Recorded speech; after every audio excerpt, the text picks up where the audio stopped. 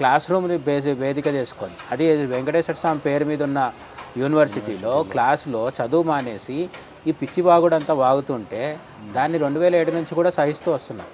చాలాసార్లు బయటికి చెప్పాలనుకున్నప్పటికీ ఆధారాలు లేకపోవడం వల్ల ఊరుకున్నారు.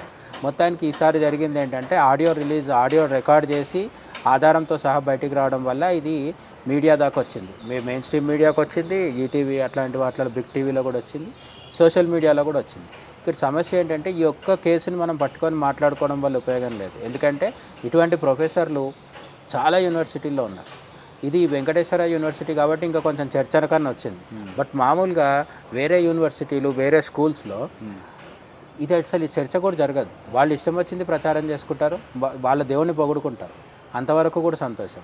హిందూ దేవుళ్ళని తిడతారు, హిందూ దేవుళ్ళని అవమానిస్తారు. వీళ్ళు అవమానిస్తున్నా సరే పిల్లలకి కోపం వచ్చి ఎదురు తిరగడానికి అవకాశం ఉండదు. ఎందుకు? వీళ్ళు మార్కులు వేయాలి,